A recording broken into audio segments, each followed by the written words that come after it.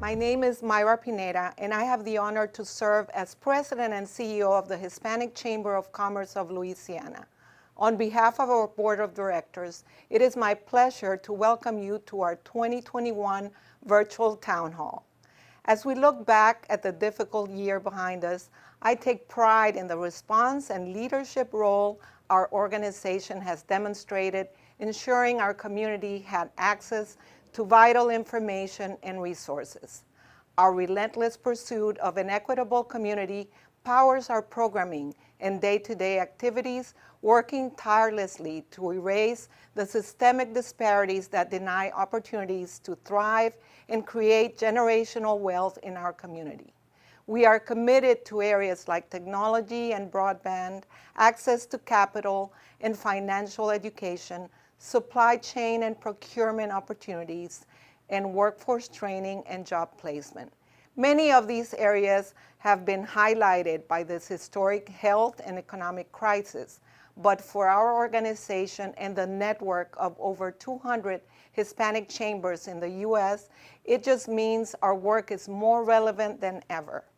As trusted voices in our community, we are actively providing the technical assistance needed by individuals and business owners. I would like to thank our presenting sponsors, Chevron and JP Chase, and commend them on their leadership, corporate commitment, and sensibility to invest in our communities. We are thrilled with our program today, and although we are not able to meet in person just yet, we are hopeful for the future and the recovery. The expert insight of our speakers today will give you the information and resources needed to move forward as we breach toward normalcy. Finally, I would like to thank our event sponsors and resource partners, particularly the Jewish Federation and the United States Hispanic Chamber of Commerce, for their support as we advance our mission. As we continue to overcome the challenges this new environment brings, I want to congratulate all of the resilient, innovating, hardworking entrepreneurs, community leaders, business owners, and corporate executives that have stepped up with rolled sleeves to keep moving forward despite adversity. We have a long road ahead, but I have no doubt we will come out ahead if we continue working together. And now, it is my pleasure to introduce Ms. Teresa Lawrence, HCCL board member, to kick off our keynote panel. Teresa? Gracias, Mayra. Buenos días. Good morning. I am super excited to be here with you today at the 6th Annual Hispanic Chamber of Commerce of Louisiana's virtual town hall meeting.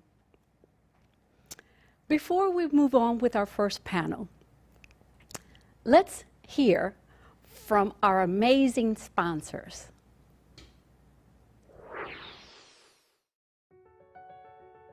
Latinos are a key driver of labor force and economic growth in our country. However, in a COVID-19 world, it feels our community is under siege.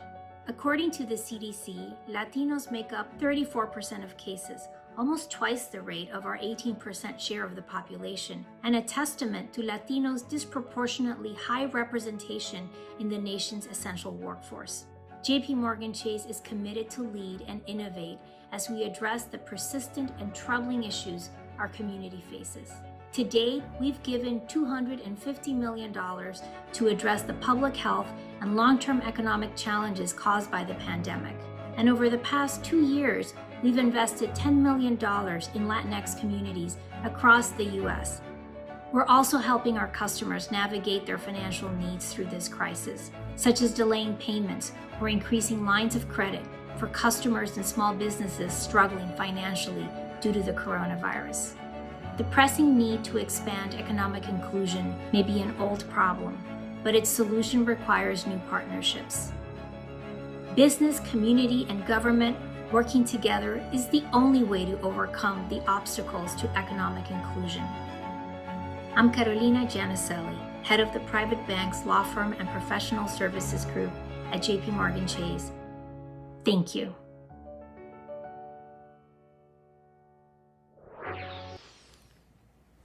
Joining us this morning is Ana Simonato from Chevron. Hola, Ana.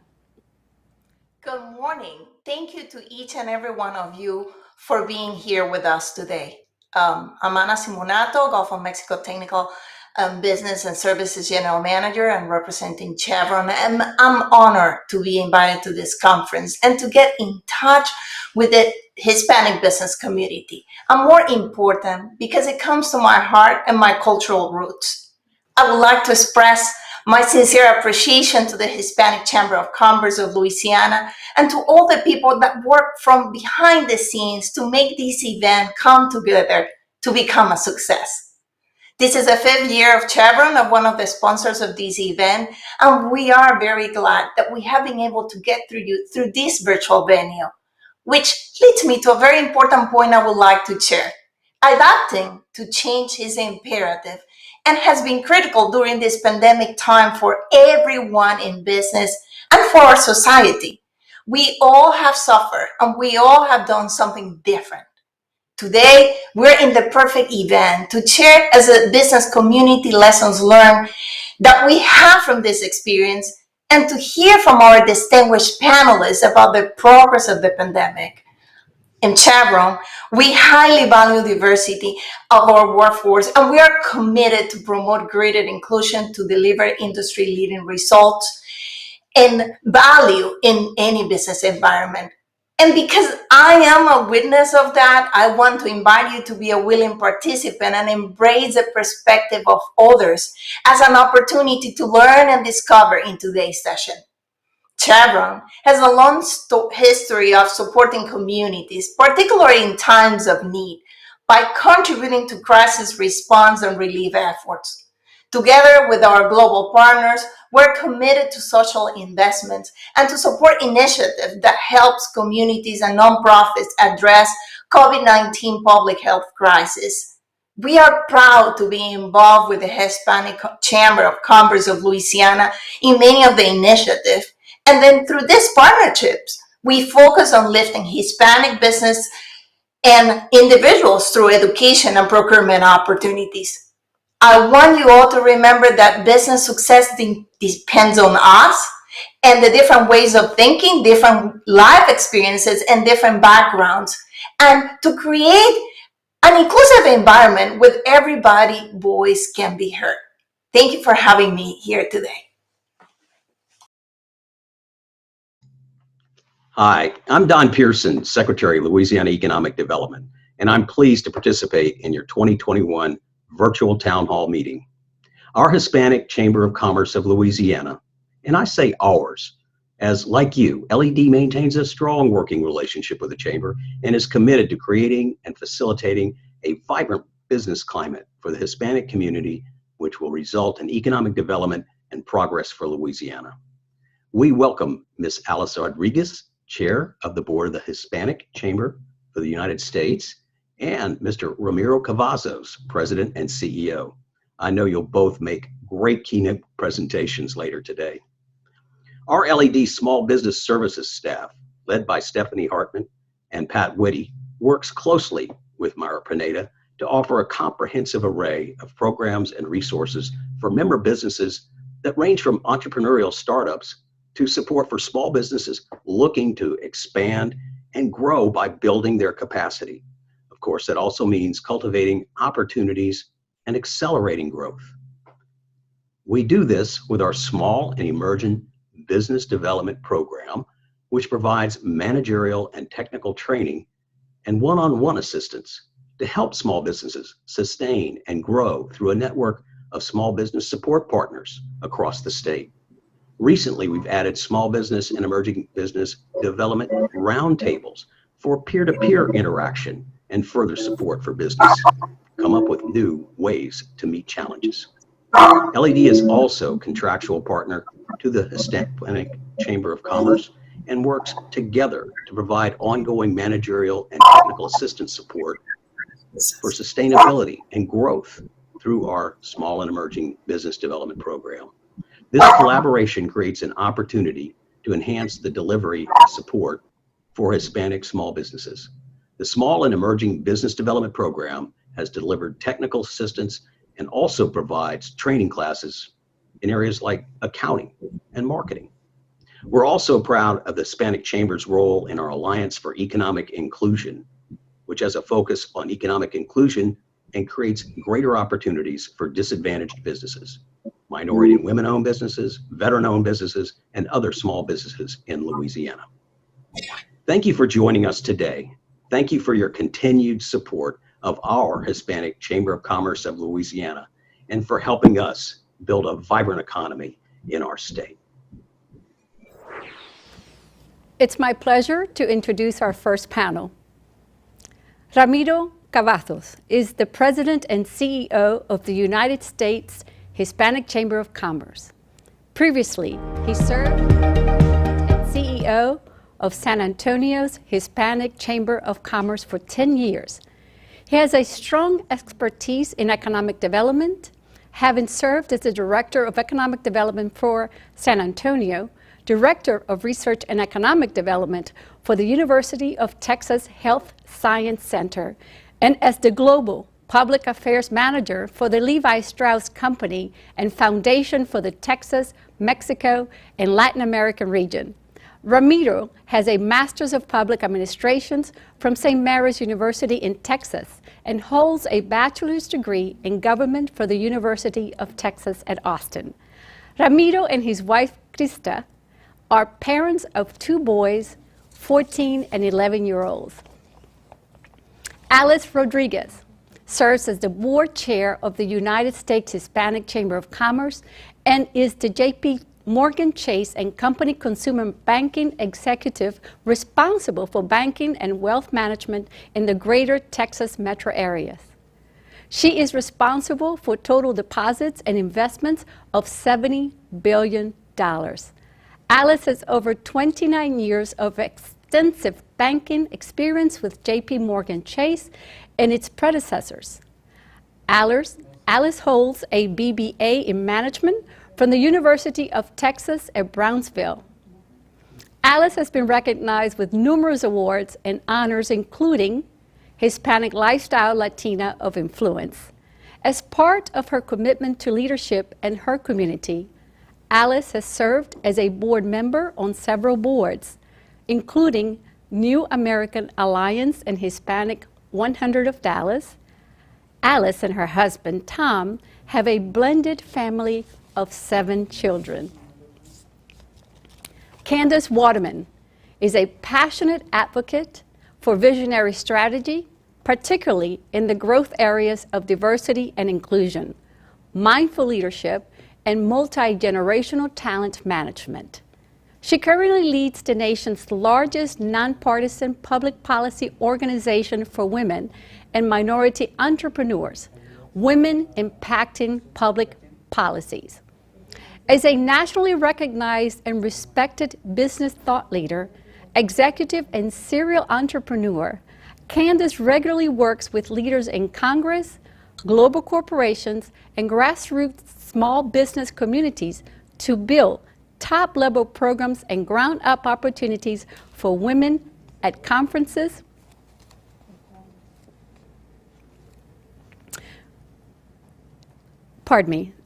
grassroots small business communities to build top-level programs and ground-up opportunities for women business owners. She is a sought-after speaker at conferences and meetings, as well as special advisor to the Women 20, W20, Women Entrepreneurship Programs group of the G20 countries. Candace holds an MBA and MCA and is a Tuck School Business Dartmouth Fellow. She resides in Washington, D.C. area. Welcome. Hello, hello. Good morning to you all and welcome to our discussion. I am Candace Waterman, President and CEO of Women Impacting Public Policy. I would like to start by thanking Maida and the Hispanic Chamber of Commerce of Louisiana for having me serve as your moderator today for this great discussion with these amazing business leaders. Joining me today, as you heard, are Ramiro Cavazos, President and CEO of USHCC, and Rodriguez, Board Chair of USHCC and Head of Community Impact Managing Director for JP Morgan Chase. Welcome to you both. Good morning, and thank you, Candace. Good morning. Good morning. Good morning. For each of us, I would like to say that our hearts and thoughts go out to those who have been affected by the unprecedented events and that have occurred over the past year. We've been through more than we could have ever anticipated, and we hope you, your teams, and your families are staying safe and healthy as we practice physical distancing, navigate the deployment of the COVID vaccine, and the reopening of many states across the country. These very sentiments bring us to the forefront of our discussion today, the state of Hispanic businesses. Both the COVID-19 and racial injustice crises has fueled uncertainty and unveiled peaks and valleys of stability and unpredictability for all of us, particularly as business leaders and business owners. Each of us has had to navigate a different path, but all on the same journey of economic recovery. So I'd like to get our conversation started and put things in perspective and context by asking each Ramiro and Alice to introduce yourself, tell us a bit about your background, and bring us to present day by talking about your current organization and your responsibilities within your company. Ramiro, I am going to start with you, my friend. I'm so happy to see you today. I'm so happy to see you too, Candace, and it's an honor to be with the Hispanic Chamber of Commerce of Louisiana and with Mayra Pineda, their great CEO who happens to serve on the United States Hispanic Chamber Board of Directors, and Alice Rodriguez, our great chairperson of the board, for her leadership, her compassion, and her passion for small business expansion. I'll be very brief. The content and the discussion is vital for us to talk about rebuilding our economy and having a broad recovery for our small businesses. There's no question, Candace, that we are a work in progress as an economy.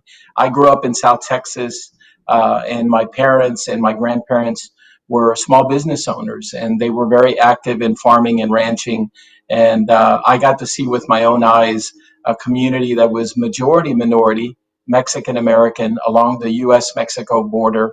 Alice and I have a similar upbringing, ironically, but we worked hard, and we were also given really just our name and the work ethic that has brought us to where we are today. I feel that the American dream is still alive and well. It's evolving, and there's no question that we have tremendous obstacles, as we have with any society. The U.S. experiment, the United States of America experiment for all of us came from another country to this country, with the exception of Native Americans. We are part of the American dream, and at the U.S. Hispanic Chamber of Commerce, through the leadership of Alice Rodriguez, our board of directors, our chamber members that Mayra is a part of, more than 260 Hispanic chambers, are more than 5 million Hispanic-owned businesses, and the many corporations that invest in our communities. This is our finest hour, and it is our time to make sure that racial inequity, discrimination, racism, and the systems that are broken need to be fixed. And we look forward to answering some of your questions today. Candace, thank you for your leadership. Mayra and Teresa and the board of directors for inviting Alice and myself. It is my honor to work for Alice and the board of directors as the CEO of the United States Hispanic Chamber of Commerce. So back to you, Candace. Thank you so much. The three of us have our humble beginnings in common with each other. Alice, I am going to turn it over to you. Thank you, Candace. And again, I want to echo Ramiro's comments in terms of thanking Mayra and the entire Hispanic Chamber of Commerce of Louisiana board for having this very important panel. So as Ramiro said, I am also from South Texas, born and raised in Brownsville. My mother was an immigrant from Mexico. I learned a lot of values from her, particularly just hard work, family, just faith. And I was very, blessed and fortunate to be the first one in my family to graduate from college. And so after a year out of college, I took a role with JP Morgan Chase. At the time, actually, it was an independent bank in Texas, Texas Commerce Bank, which over the last, 3 decades has morphed into a lot of different banks and is the, big JP Morgan Chase that everyone sees today. I've had a 34-year career there. I've spent time in our commercial loan ops, in our consumer bank, in our business bank. And Teresa was very kind to give me some accolades there on my bio. That is a former role that I had with the bank. But today, as you mentioned, Candace, I am heading community impact for the organization. And specifically, what that means is back in October, our chairman and CEO, Jamie Dimon, made a $30 billion commitment to focus on advancing racial equity and very specific to Hispanics and Blacks. And he was very intentional in thinking through not just for advancing racial equity on the consumer side, but on the entrepreneur side. And again, the idea here is to focus on those key drivers of wealth creation. And so we've been very specific on what we're doing from a lending perspective for, again, consumers who are looking for home ownership, as well as for entrepreneurs that are looking for financing. So I couldn't be more pleased. I mean, I've done a lot of wonderful things in my career, but this assignment in particular has a lot of meaning to me because, as Ramiro said, I have a lot of passion in terms of helping our community move up. And more importantly, I have this very strong point of view that, when you look at the growth in this country over the next 3 decades, these are two communities that are going to have a very important role to play in the rebuilding of our economy. I could not agree more with you on that, Alice, and about the responsibility and involvement in rebuilding our economy. I thank both of you so much for what you're doing, for your great leadership, and certainly you have huge responsibilities within your organization that are truly critical to our community.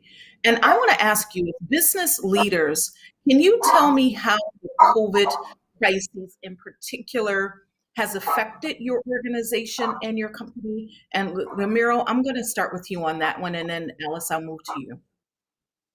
Thank you, Candace. And as you heard from Alice, that the work that we do is a team effort, and economic development and rebuilding the economy will require collaboration and partnerships. We have limited resources in the minority business community.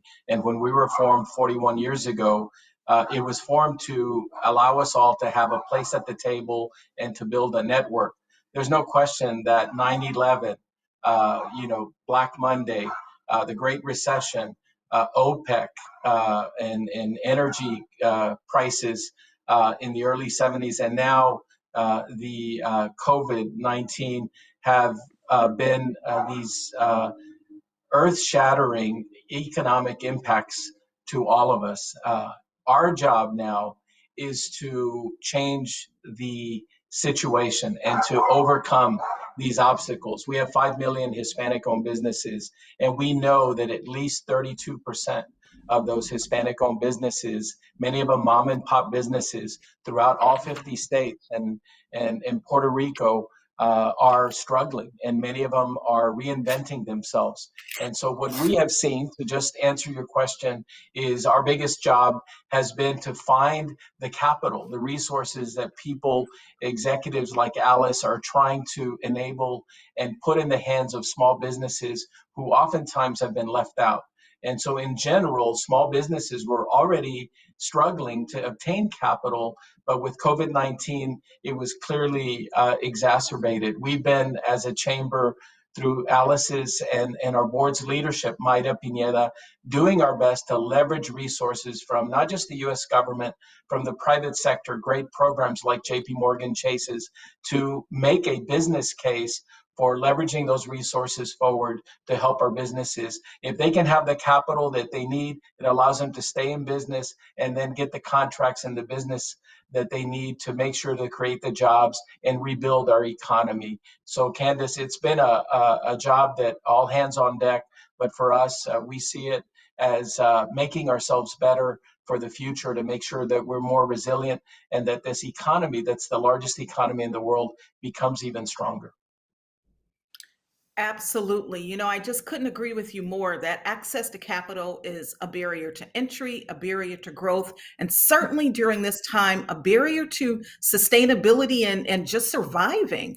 And so, Alice, with that, being our, sort of financial guru and certainly an amazing supporter, so committed, and certainly an advocate, can you tell me how the COVID-19 crisis has affected your organization and what it is that you all are doing? I like the word Candace said. Use resiliency because, having been a 34-year veteran of the bank, I was so amazed on how important it was to pivot to what the critical pain points were, not just for our clients, but for our employees. So, many of our employees are essential workers where they're faced off every day against customers.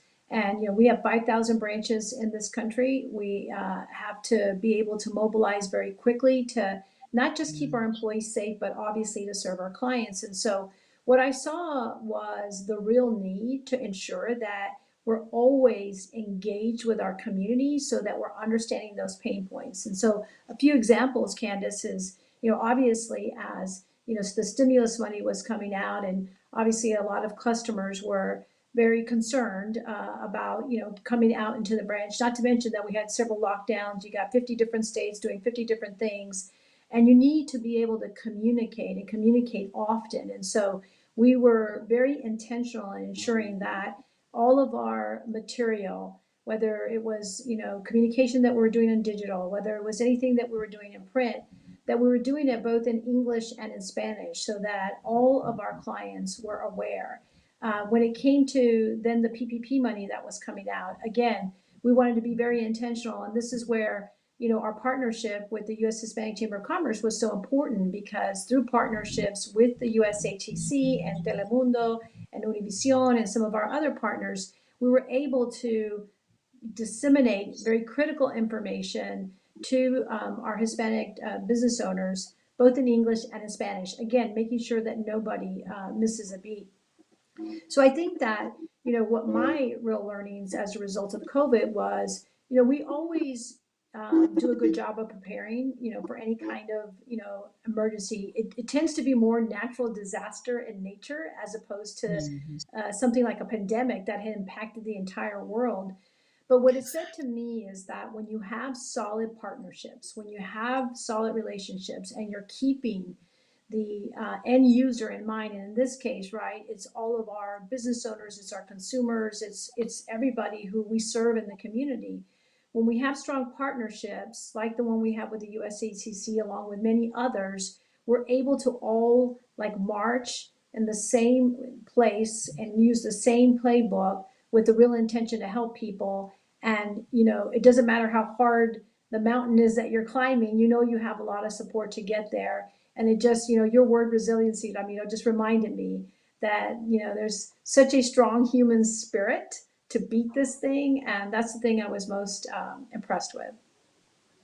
I love the thoughtful approach that you all took, right, to communication, education, and certainly being solution driven with our business owners and providing the resources that they really need. I am going to stay with you on this conversation, Alice, and that is I would like to ask you, as a JP Morgan Chase executive who has a great diversity program, can you tell us why it was so important for you to support USHCC, and more importantly, why it was important for you to sort of roll up your sleeves and take a leadership role on the board?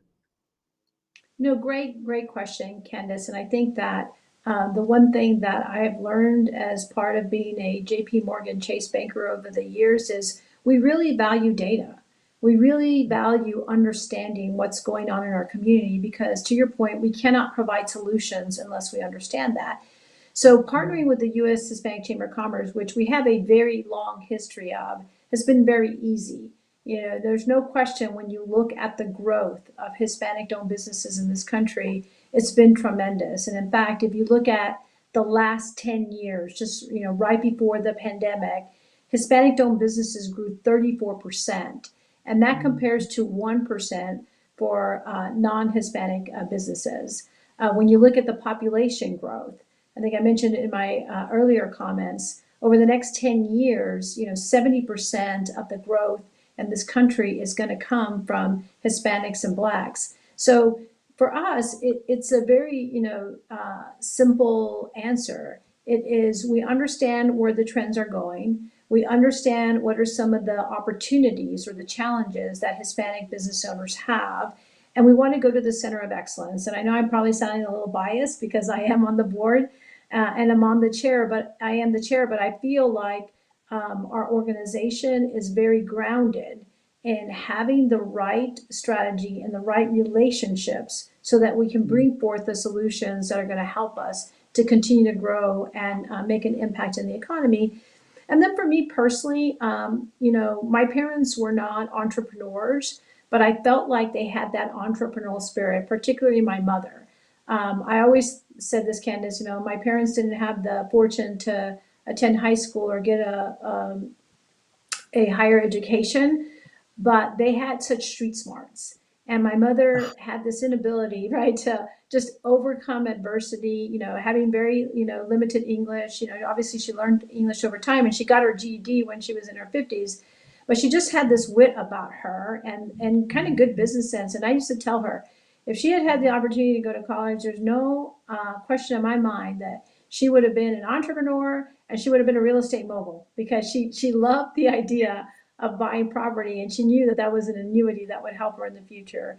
So for me, being, having the opportunity to be on the board was no question. I felt like I could bring some of my, expertise and my experience to the board to help us to continue to move forward. Absolutely. I love that. It technically was really just built within your DNA. I love hearing your story about your mom. I was raised by my great grandma, who was the same way, not college educated, and who was the help, right? When you looked at that movie, The Help, that's who she was, right? I can remember helping her polish her white shoes on Sunday, but her instilling so much in me the way that your mom did for you. And I think something about our parents, right? All of three of us during that time and what they instilled in us, this sort of grit, if you will, and perseverance and resiliency, right? To use Ramiro's word, I think really prepared us for where we are today. And so as we talk about where we are today, there are over 4.6 million Hispanic businesses across the country. Their growth, as you just talked about, right, continues to outpace that of other U.S. businesses. So, Ramiro, I want to ask you, as the leader of the largest and most beloved Hispanic organization, I will say, who represents these businesses, what keeps you up at night during these unprecedented times? Because these are unprecedented times. Well, for us, Candace, and thank you for your kind words. This is an organization that I have been a part of for many years. As you read earlier in the bio, I think Teresa Lawrence did. I worked for the San Antonio Hispanic Chamber of Commerce. It was the first Hispanic chamber founded in America in 1929 during the throes of the Great Depression. We also, worked in economic development in South Texas in many ways to be twice as good as other parts of the country because we always felt perhaps disconnected or maybe not part of the mainstream of America. And as Black people and as Hispanic, this country is as much ours as it is anybody else's. And we need to own our own strength and our self-esteem. And as Alice has said, we need to do that in multiple languages and respect people and meet them where they are. And for us, what keeps me up at night is really the struggle that is a struggle that is an invisible struggle. We, as a community are not often given a seat at the table. We don't have the same access to the systems that have favored, folks with more privilege than we. And then the beauty of being Hispanic, I believe, is it's a culture. It's an ethnicity.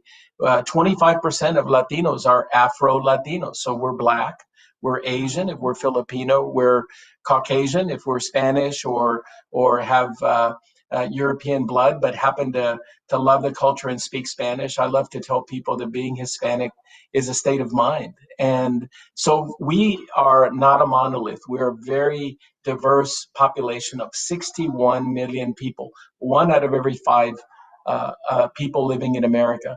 And so what keeps me up at night is inequity. It's the struggle. I get paid to do a job to make things right, I believe. And it's a humbling experience for me, and I take it very seriously. I don't see it as a job. It's a commitment to our small businesses, because 30 million small businesses drive our U.S. economy. Alice knows this because she's in banking. Our U.S. economy, the largest in the world, more than $30 billion a year. Prior to COVID, 70% of our economy is driven by consumer spending. It's people, Candace, like you and I and Alice, making purchases in our neighborhood and with mom and pops around the street, and with people online now, obviously in a virtual setting.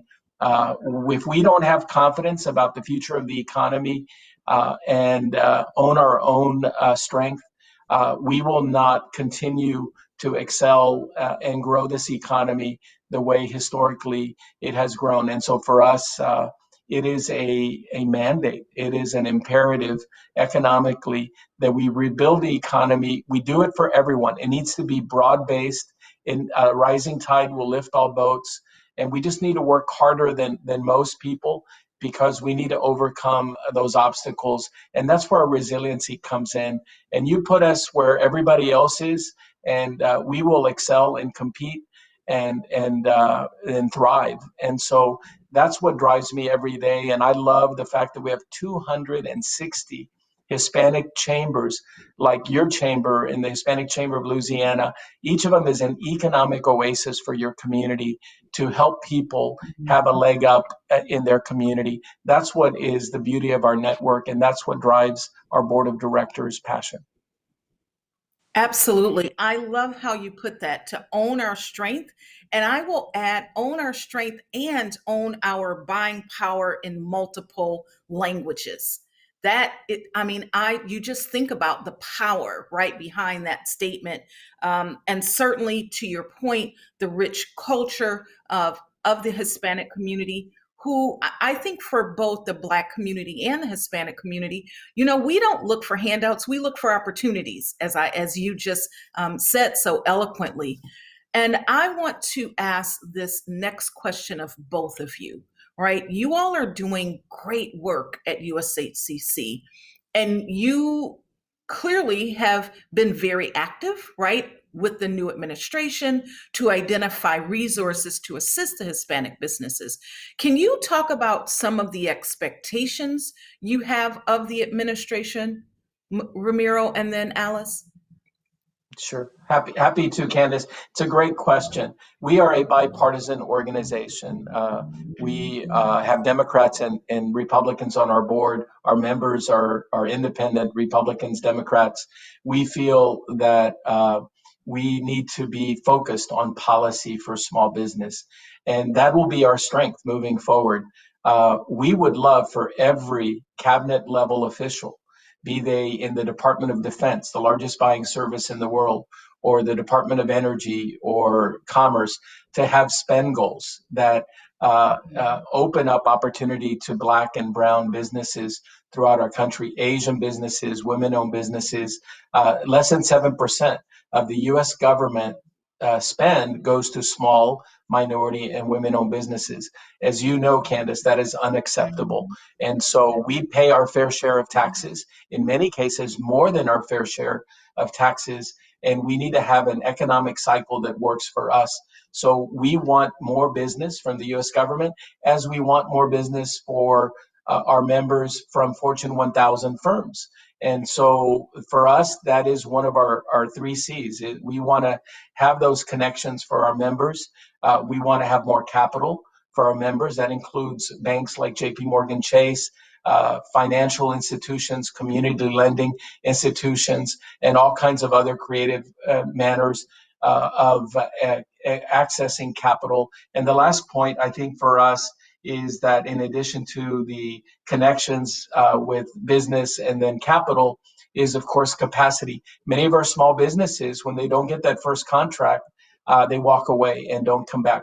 We want to help them get the capacity to be better entrepreneurs, be more bankable. And so we work with our local chambers around the network to build capacity with our small businesses. So those are the three C's that embody the mission of our chamber. And thanks to Alice and our board of directors, we're very focused on those 3 points to make sure that we stay within our lane, but that we also get focused on economic empowerment, economic justice. That's really what our focus should be. If we do our job well, we feel that it'll make our American society better.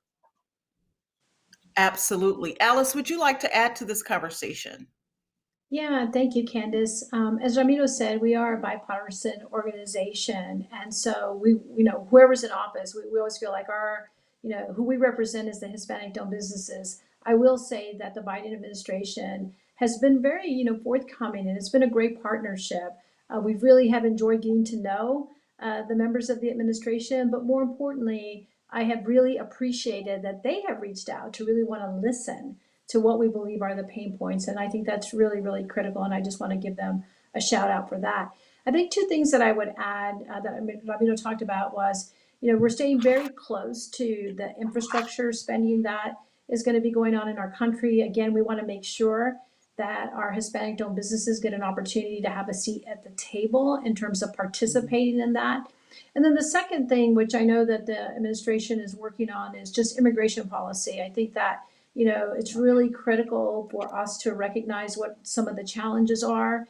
We want to make sure that from a workforce perspective, we're, putting into place the right policy so that, again, when you think about workforce participation, that we have the right means for people to be able to do that. And, there's no question that, this is always a challenging topic. And as we know, administrations in the past have tried to figure it out. And our aim here is to be helpful in the process to the extent that we can provide, just our insights and our intel. That is what we want to do, because we want to make sure, as we've all already acknowledged, this country is a country of immigrants, and not to have a formal policy around it just doesn't make sense. I just could not agree more. And I want to say out loud in front of everyone, WIP is honored to work alongside you, Ramiro, in this fight towards economic justice and immigration policy, because it affects our business owners. And so I am actually really proud of the partnership that we have, and we work closely in so many circles. So certainly count on us as an ally and a partner to you as we try to level the playing field across the country for our businesses of color, Hispanic and Black businesses, and certainly women-owned businesses as well. I want to switch gears a little bit, right? And we are in this new normal, right? This is our new normal. We all know we have a long way to go, right? We have been now navigating this for officially 13 months. Today, I will say, is the anniversary, 13-month anniversary of, certainly DC shutting down and being at home, right? Working from home. However, I want to stay positive about that recovery, because recovery is coming, right? I really believe life is like a heart monitor. It beats up and down. So at some point it's going to go back up, right? And it's how you deal with the down to determine how far you go back up. So with that said, Ramiro, I want to ask you, what do you think Hispanic owned businesses should really be focused on as we navigate this now new normal? Because we're not going back to old. And in some ways, that's okay, because this gives us an opportunity that this system disruptor has happened to navigate a different space. So, what do you think that the Hispanic owned businesses should really be focused on right now? Well, I thank you, Candace. And you said something earlier that's important. No one in our communities is asking for a handout. We want to make sure that we have a place at the table with other businesses. Our work ethic, our contributions, our sacrifices, not just to this nation through the military, through the Black and Brown communities, but also through entrepreneurship, job creation, doing more with less over the years, puts us in this position today to be more effective in this recovery. Recovery will only work if it's broad and it includes all of us. And we believe, as Alice said, that this new administration understands the economic importance of making sure that everyone is lifted up through these efforts through the recovery. The biggest challenge for our Hispanic-owned businesses that I mentioned earlier has been the systemic exclusion over the years of the tools that they need to expand their businesses, to grow their businesses, to be more bankable. And a big part of that is multi-generational. Part of it is we didn't grow up in families where many of our fathers and mothers owned a business or went to college, as was mentioned by Alice. And so there's a gap there. And part of our job is to close that gap. And it is proven that once we get to college as Black and Brown people, that we graduate in higher percentages than our non-Hispanic and non-Black counterparts, because obviously that hunger, that resilience is there. And so as we move forward, recovery will come. Recovery will come. Now we need to make sure that it includes all of us. In addition, for that recovery, it needs to also be a recovery that fixes the plumbing, if you will, that may be broken. Sometimes I love to say, if the plumbing is leaking in the systems that are working, the solution is not to bring in more mops and to clean it up. It's to actually bring in folks to fix the plumbing. And part of our job, the solutions that Alice was referring to, we need to fix we need to fix immigration reform. We need to fix our small business access to capital, procurement, contracting. We need to have more women and more people of Black and Hispanic on corporate boards in America. And we need to make sure that people understand the data behind it is that we don't just want to be where we want to be. We want to be there because we will add value, we will work harder, and we will make sure to contribute to the economy. That includes through all industries throughout our country. And there's an economic necessity also in that we will be the majority of the population in the US within the next 10 to 20 years, minorities. And so the understanding will be that if we don't make sure that we give these assets to this community that we represent, we as an economy will fall behind other economies. The last thing I would say is we need to have confidence. We need to have stronger self-esteem that, that confidence will drive the economic recovery for the future. And if we can have that confidence, and part of that confidence comes by being treated fairly and treated with equity. And so the more we can do that and reinforce that, the more our economy will get back to normal. The new normal that you mentioned will rely on technology and digital strategy, but as an economy, it needs to be diverse and provide equity, and that's our passion at the U.S. Hispanic Chamber of Commerce. Absolutely. I could not agree with you more when you said, to close the gap to systemic exclusion. I love that you said that, but at the same time, it makes me sad that you even have to say it. Right? I am hopeful that with the new administration that we, to your point, can work together to ensure that we not only have a seat at the table as we talk about, right, but to use our voice in that seat and that our voice has power, at the end within the conversation, right? I think that's so important. And I just, again, thank you for the work that you're doing. One of the other things that you said, Ramiro, was around confidence, and we need to have that. And so with that word, right, it's planting my seed to you, Alice. So many of our folks and business owners in the Black and Hispanic communities, women-owned communities, suffer from what I call application anxiety. So we have resources available, but they don't even apply for them. They don't go after them. They count themselves out, right, because they're afraid already of that exclusion. I would like to talk to you from a financial and access to capital perspective. What are some of the resources available from a JP Morgan Chase perspective, and how can we soften, if you will, that application anxiety amongst our Hispanic and Black-owned businesses?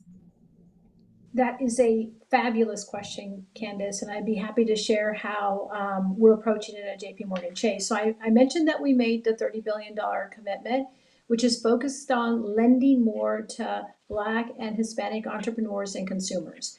But we recognize, to your point, that we have to have the right infrastructure in place so that we're building trust in these communities and people feel very comfortable coming to us and asking us about like what it takes.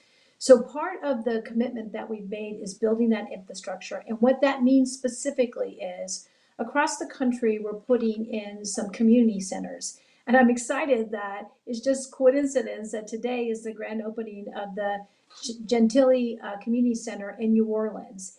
And the idea there is to build within a branch an atmosphere, a structure so that people can come in, and it's no different than you having a cup of coffee with someone in your kitchen or in your living room, where you're just having a conversation where we trust each other. You're getting good sound advice, you're getting the knowledge that you need to make good choices. And so the idea here is not only to have a center like that, but to have the individuals in there that can provide that guidance. So in addition to the wonderful bankers that we have in our branches, we are also investing in what we're calling business consultants. And the idea here is that business owners have somewhat of a mentor or a coach who can really talk to them about their business plan. What are some of the things they're thinking about as they are contemplating growth? What are the things they should be thinking about as they apply for credit with a bank? And honestly, we don't care if it's our customer or someone in the community, they happen to be someone else's client. It doesn't matter. At the end of the day, we're very serious about what we need to do, to your point, Candace, to help both Black and brown entrepreneurs, get the information they need and not feel like, oh man, I'm not even going to apply because I know the last time I did, I wasn't approved, or I didn't feel like I had the answers to the questions. No, the idea here is the mentor and the consultant is going to give you the answers to the test, right? This is everything you should be thinking about as you think about credit and what that means. And then more importantly, whether it is referring them back to a banker who could actually work through the application with them, or we decide that there might be some benefit in introducing them to one of our CDFI partners, we can do that too. So we're investing in community centers, we're investing in community managers, we're investing in business consultants. We are putting the resources in the community that we believe are important to supplement our current, banking operations, so that we stay very intentional and that we have a sustainable program. So it's not just about achieving the goals, or checking the box on any kind of widgets. It is, to your point, we shouldn't be talking about this, right, Candace, in No. whatever number of years. It should be embedded in the way that banks think about how they're helping Black and brown entrepreneurs grow.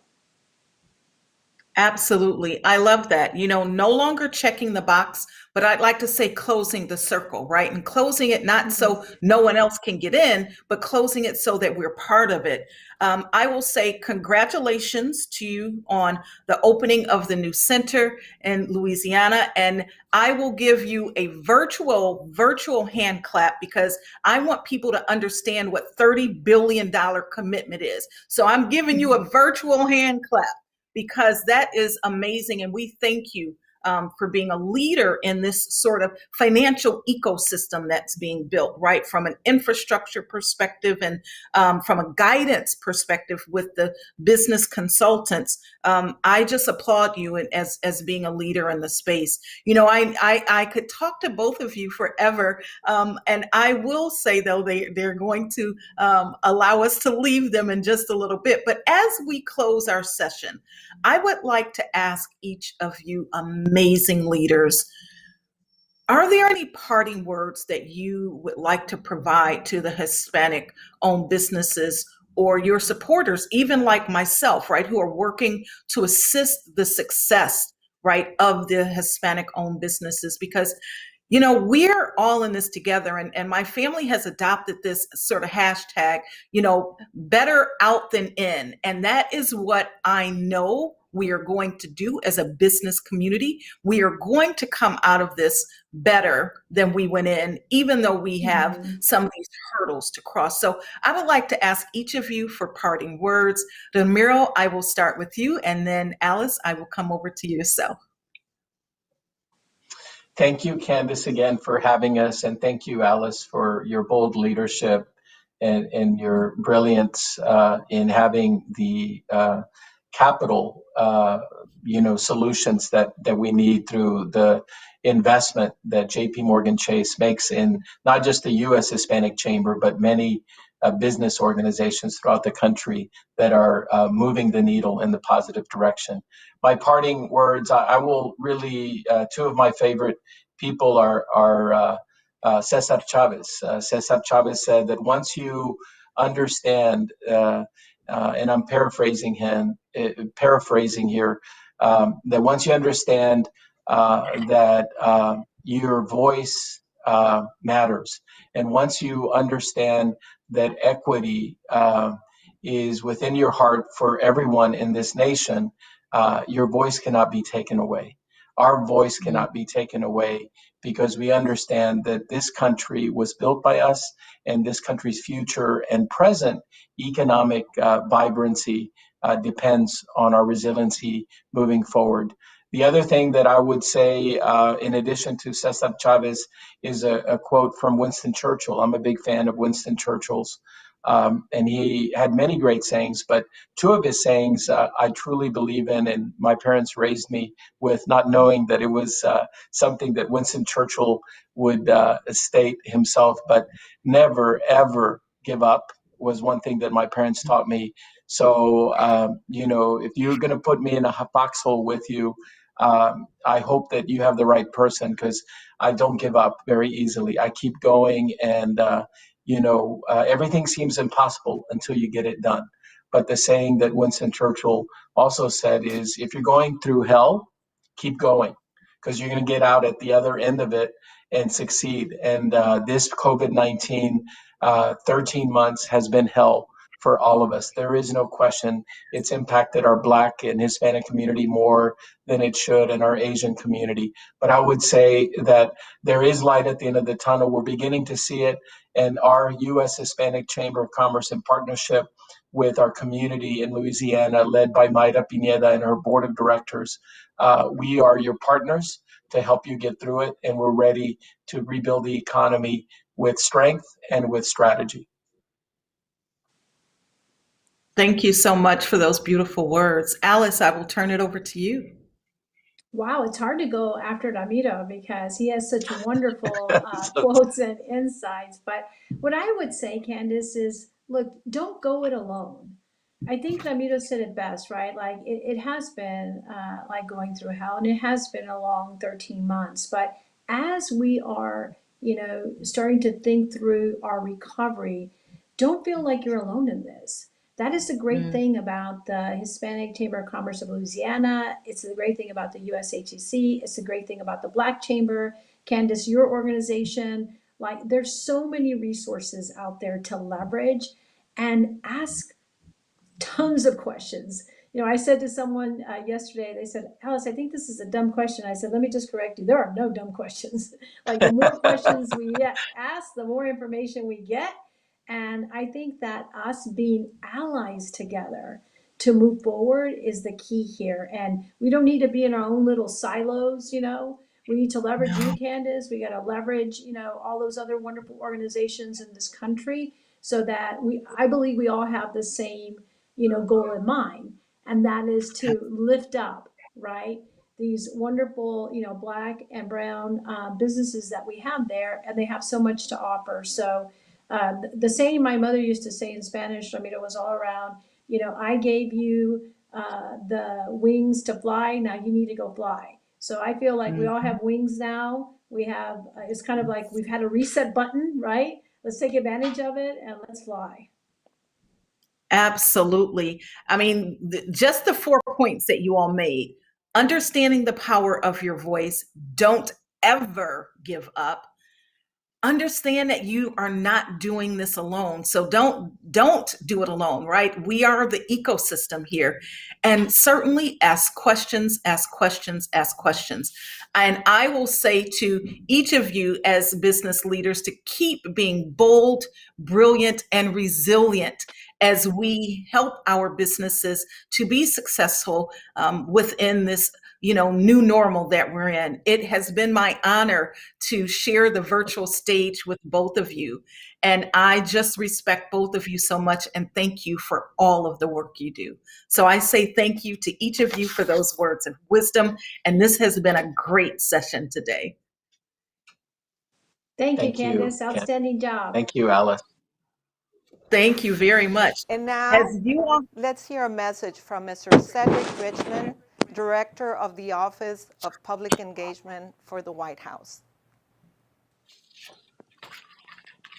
Thank you all for having me today, but more importantly, thank you for assembling and thank you for what you do every day to support Hispanic businesses around this country. Our administration, we are attempting to be as intentional as we possibly can in supporting small businesses, Black and brown, because we know the disproportionate impact that COVID-19 has had on their business, on their employees, on them health-wise and economically. So just a couple weeks ago, we passed the American Rescue Plan, which was a $1 trillion bill to help this country deal with the dual crisis, first of which is the pandemic and the health concern was the economic crisis that goes along with it.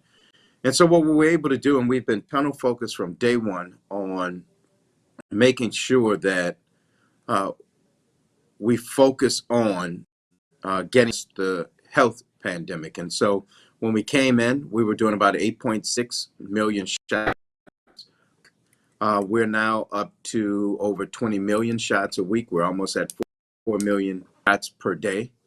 And we had a goal to do 100 million shots in the first 100 days. It looks like we're going to do over our new goal of over 200 million shots in the first 100 days. And so we want to make sure that we're doing everything we're supposed to do. And look, we know that there are many families out there, especially in the Black and brown community, that parents will have to making a real decision between entering the workforce again or homeschooling or virtual schooling with their children, which is why we are working so hard to get a majority of the K through 8 schools back open full time for kids to go to. And so we sent almost $2 billion to Louisiana so that they could do the social distancing in schools, fix HVAC systems, whatever they need to do, get the PPE for the teachers, the custodians, the bus drivers, the students, to make sure that we're protecting everybody. But we want and need schools to open back up. We also sent the state over $3 billion so that we could help revenue loss and help the state tackle COVID and the things that they need to do, as well as sending $2 billion to between the cities and the state so that they could help with budget downfalls and do what cities need to do. But we also went out and we changed the P program so that we could focus on small businesses and make sure that big businesses didn't come in and get all the money like they did the first time, and then we leave very little help for small businesses. And so this time we flipped it, and we did small businesses first, and we changed requirements to make it easier for small businesses to participate. So that's been our focus. And the other thing I'll tell you about the American Recovery Plan is that we were very specific that we wanted to right some of the systemic wrongs that we have had in this country. So the bill, through the economic impact payments, the expansion of the child tax credit and the earned income tax credit, we're going to reduce child poverty in this country by 50% this year. The other thing we're going to do is we're going to reduce poverty in the Hispanic community by 39% this year. We're going to reduce it in the African American community by 34%. In the Asian American Pacific Islander community, we're going to reduce it by 22%.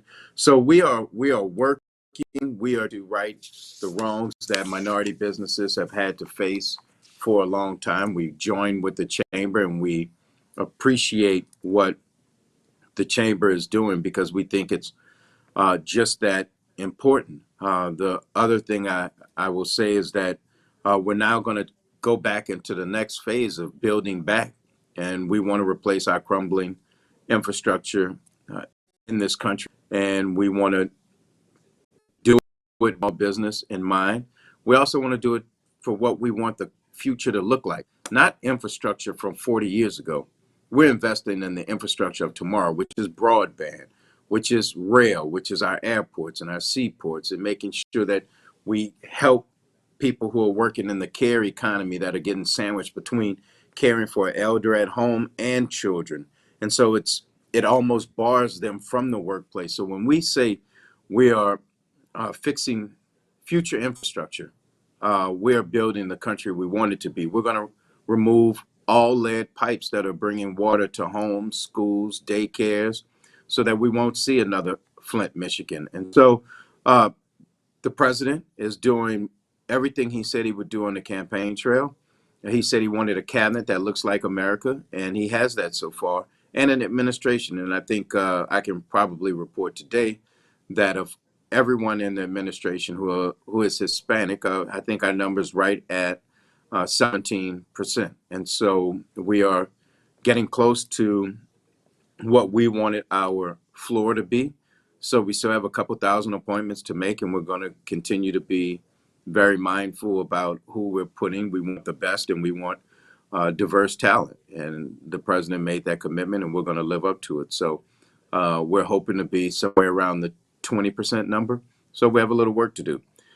And the other thing is just making sure that we understand that access to capital is one thing for businesses, but as we spend billions of dollars building back this country and procuring goods and services, that we need to make sure that disadvantaged businesses, minority businesses at the table, because if they have access to contract,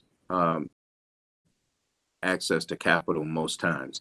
And so we're going to keep pushing, we're going to keep fighting, and we're here to work alongside the Hispanic Chamber and whatever we need to do. So thank you all for having me. That was a powerful message. And now let's hear from our resource partners. Hi, I'm Tanya Tetlow, president of Loyola University New Orleans. Thank you so much for including us today. We are very proudly a Jesuit Catholic institution, part of 500 years of tradition of academic excellence, and a global institution, one that has historic ties to countries around the world, but particularly in Central America.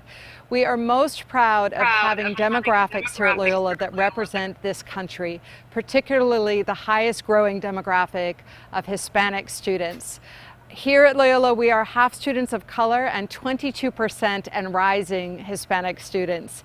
And this year, our Hispanic applications were up by more than a third. We are striving to become a Hispanic serving institution, and we are so proud of our historic roots and global reach and everything that that represents for us.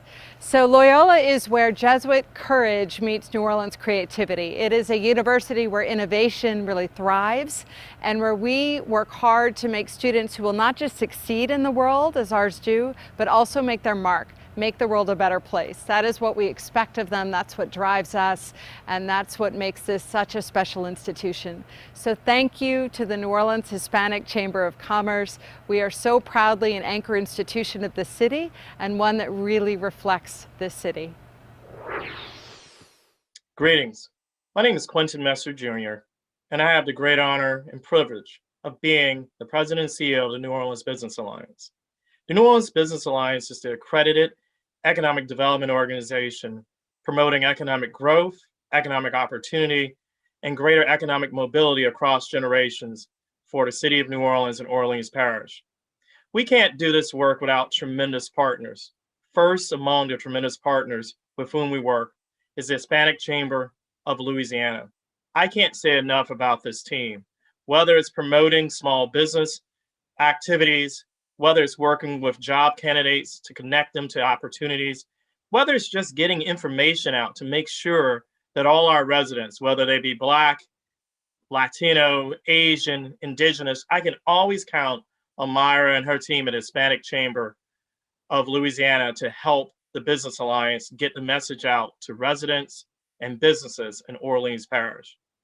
You know, we can't be together, but one of the things that this pandemic has taught us is the tremendous resilience of the New Orleans community.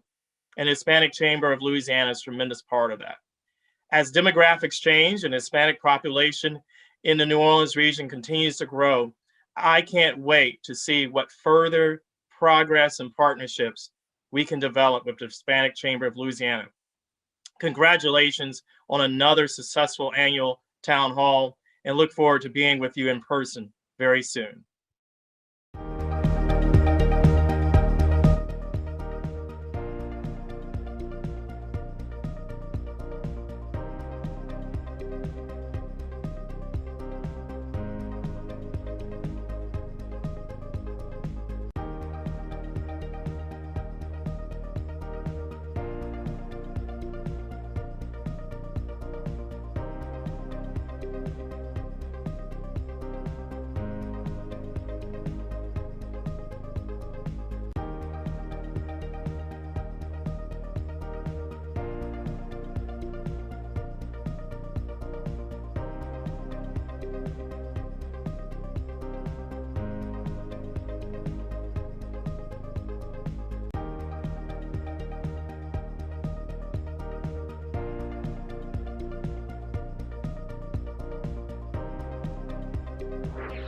And now joining us is Dr. Esteban Gershanik, who will be moderating our COVID-19 panel on developments, treatments, and vaccines. Thank you.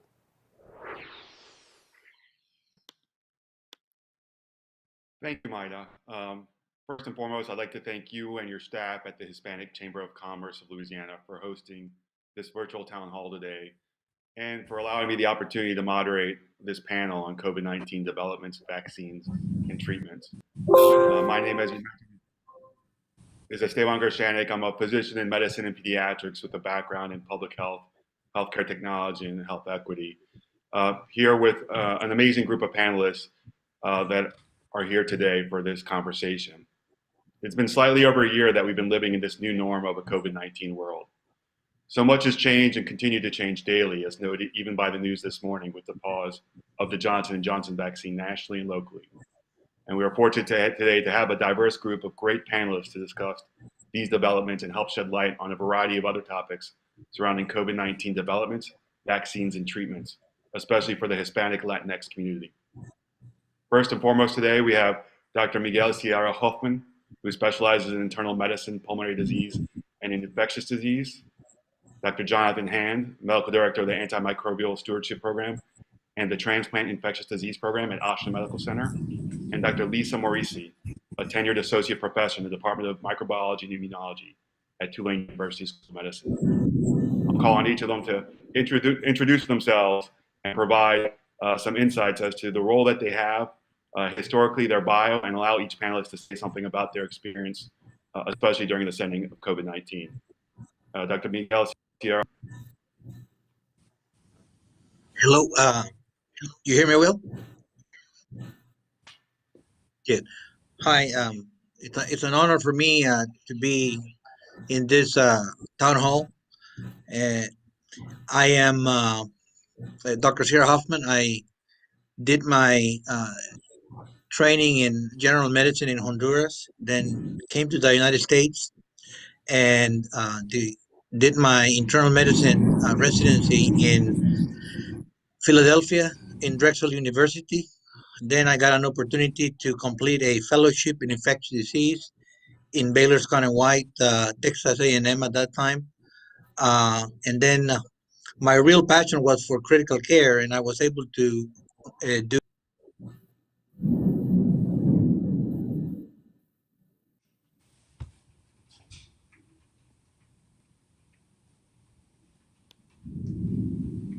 We may have do had you a little frozen there, in Chuck.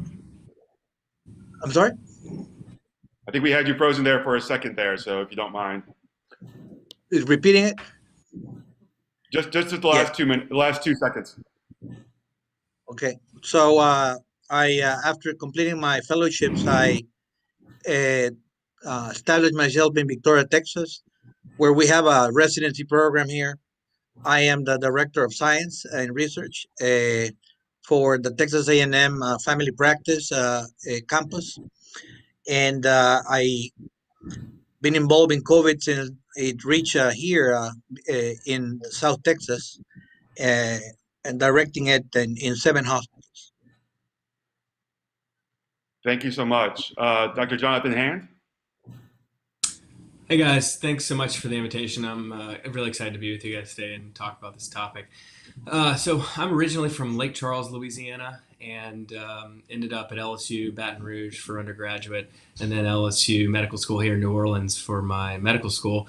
Headed up to New York City and did my internal medicine residency and infectious diseases fellowship at the Mount Sinai Medical Center there, and then I've been back here at Ochsner Health for about 5 years or so, practicing as an infectious diseases physician, really focusing on preventing and treating infections in immunocompromised patients, like transplant patients, people that have received chemotherapy, and any other drug that can suppress your immune system. And that's my primary role here. So, but during the pandemic, I really was involved with a lot of the testing algorithms and how and what platforms to how to use those. Also, some of the treatment calls that we've been using throughout our system. And then when it comes to vaccinations, I've been particularly involved and focused on how to optimally vaccinate our patients who are living with abnormal immune systems or immunocompromised patients. I have definitely taken care of hospitalized patients during this time period that have been battling COVID-19 as well. So again, happy to be here today to discuss. Thank you so much, Dr. Hand. And Dr. Lisa Marisi. Yeah, hi everyone. I'm Lisa Marisi. I'm an associate professor of microbiology and immunology at Tulane University School of Medicine. I'm also a New Orleans native. I was born in Metairie, Louisiana, raised in Mandeville, and now am a professor here in New Orleans. I am primarily an expert in vaccine development, in particular next generation vaccines. I run a research program here at Tulane University, and I train medical students and graduate students in vaccine development aspects, as well as the use of vaccines. And throughout the COVID pandemic, I've served really as just a sounding board and someone that can provide advice to the university as well as to the local community. I've participated in a number of town halls and community outreach to try and help inform individuals about the COVID vaccines. And I look forward to being able to share some of that with you today. Thank you so much, Dr. Marisi. There's no doubt we'll have plenty of questions, especially today for you. But to start off, it's been over a year now that we've been living in this new COVID-19 world of ours, us today here with this virtual panel. I wanted to first discuss sort of with Dr. Sierra Hoffman and Dr. Hand as frontline providers of care. Could you briefly discuss from its beginning to now what you've seen with COVID-19 in reference to, these peaks and valleys of volume of patients, the severity of disease, and the outcomes of patients that you're seeing? First you, Dr. Sierra Hoffman, and then we can go to you, Dr. Hand. Well, it's been like you said, peaks and drops. We started having with the pandemic hit here in Victoria, Texas, in mid-March, and at the beginning, we were following the recommendations that most societies were recommending, and the first patients, the first 7 patients that went into the ICU, and I took care of, and my team, they died uh, because we were accelerating in intubation and managing with conventional ARDS uh, modes of ventilation. And then after that, we decided to change dramatically our management to try to avoid intubation and actually use other modes of ventilation, like high flow oxygen and cell pronation. And we started using steroids, which in March was not seen as a good mode of treatment. We started using colchicine and combining tocilizumab with dexamethasone. That nowadays it turns out that it is the combination that reduces mortality. So after March, from April on, we have had, I would say, very good results. Those results we share with Honduras. We created a team and we have published some experiences about our in regards to our protocol. The protocol has evolved over time, and obviously my major practice has been in the intensive care unit, or trying to avoid for those people to get into the intensive care unit. Um, eh, that is as much as I can say. If you want me to go in depth into the details of the protocol, I can. No, that sounds great for now. So it seems like, from early on, Dr. Sarah Hoffman, that at your institution, you saw a lot of things happening and things evolved with new protocols that help sort of improve some of the outcomes of some of the patients you've been seeing. So it sounds like a lot has been done and a lot has been changing so quickly at your institution that you've been pushing forward in collaboration with others. And Dr. Han, at Ochsner and in New Orleans, what have you been seeing, I guess, from the beginning to now in reference to the volume of patients, the severity of the disease, and the outcomes and the algorithms that you're using at your institution? Yeah, well, I'm sure everyone on here has known someone personally who's been adversely affected by the pandemic, from either the virus itself or financially or economically, job losses. So, early on in Orleans Parish and around New Orleans, Greater New Orleans area, we saw we were a pretty early hotspot for the virus, and fortunately, a lot of really horrific issues early on, kind of as Dr. Sierra Hoffman alluded to. I think, thankfully, now we're seeing a lot less new infections and a lot less hospitalizations, a lot less deaths. And I think Sierra Hoffman covered this, but we've really figured out how to better care for patients when they do get hospitalized, better ways of delivering oxygen and certain ways to help them breathe better, patients breathe better. Of the few therapies we had, Dr. Sierra Hoffman mentioned steroids, one of our oldest, cheapest medications, had really worked well, and we're happy to learn about that such an old and cheap drug could be so effective. We have monoclonal antibodies that can help keep people hopefully out of the hospital. We have an antiviral drug that tries to target the virus specifically and can maybe shorten the amount of time someone spends in the hospital.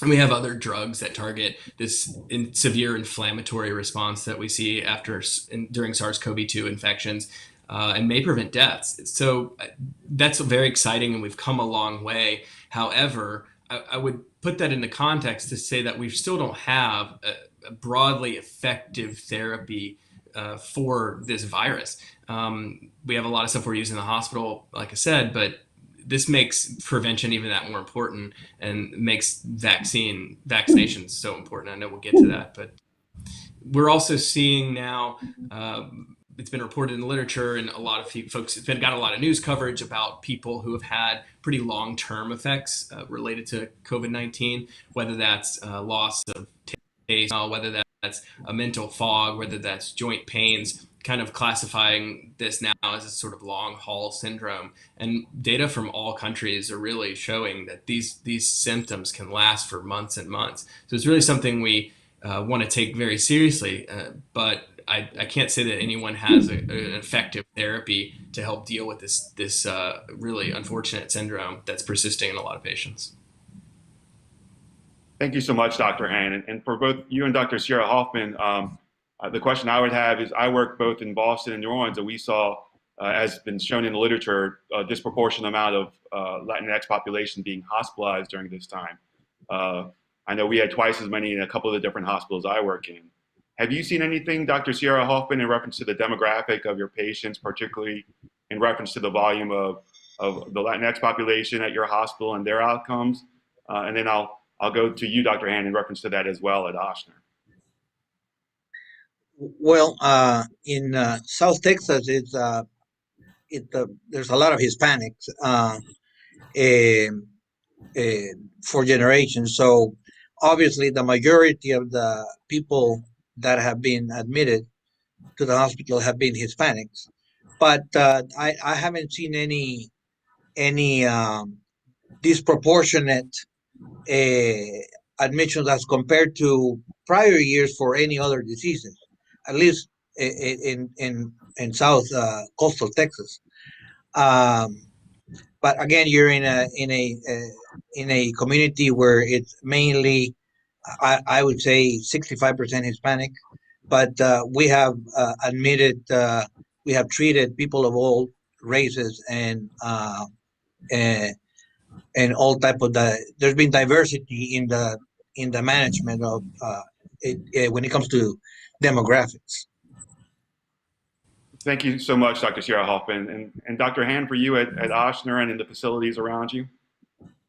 Yeah, so we, I think, have seen a disproportionate effect on some Latinx and Hispanic communities, particularly in the hospitals or areas that, some of the hospitals that serve those areas in greater New Orleans. Unfortunately, it's really similar, probably similar to some of the CDC data that it looks like overall in the country, Hispanic Latinx folks have a 3 times higher hospitalization rate and 2 times higher death rate. And that's concerning and troubling. And I think there's a lot of stuff that we can start to do or continue to do to fix some of those inequalities and outcomes. Thank you so much, Dr. Han. Now, Dr. Morisi, we've heard from the CDC, Dr. Fauci, and other healthcare experts throughout the pandemic that the primary things we should be doing is to start with, washing our hands, masking up, to socially, physically distance, and now added to the mix is getting vaccinated. Obviously, the hot topic this morning and has been throughout. As an expert on vaccines, could you please give an overview to why these vaccinations are so important and some of the background on it, to how they got developed so quickly? Be extremely helpful for both the panelists and for our community listening abroad. Sure. Thank you so much for the opportunity to talk about these vaccines. I know there's a lot of vaccine hesitancy among the community, and especially with the breaking news this morning about the Johnson & Johnson vaccine being paused. But let me just back up a little bit and just, to highlight what Dr. Sierra Hoffman and Dr. Han mentioned. And, that is that, the clinicians, thankfully, much better understanding of are very capable and hopefully saving lives nowadays. But as you are hearing that the virus is still spreading in our community, it's still killing people. It's still overwhelming our ICUs in some states, like that occurring in Michigan right now. And so one of the things that can help are these vaccines, and vaccination, in particularly the ones that have been authorized for use here in the United States, the Moderna, Pfizer, and Johnson & Johnson vaccines. These vaccines are highly effective at preventing mild to moderate disease. And so what we're seeing is these numbers that were thrown out by the media, this 94 to 95% efficacy for Moderna and Pfizer, and the 72% efficacy for Johnson & Johnson here in the United States. What those numbers refer to is reduced disease, so mild to moderate COVID. But all three of the vaccines are really effective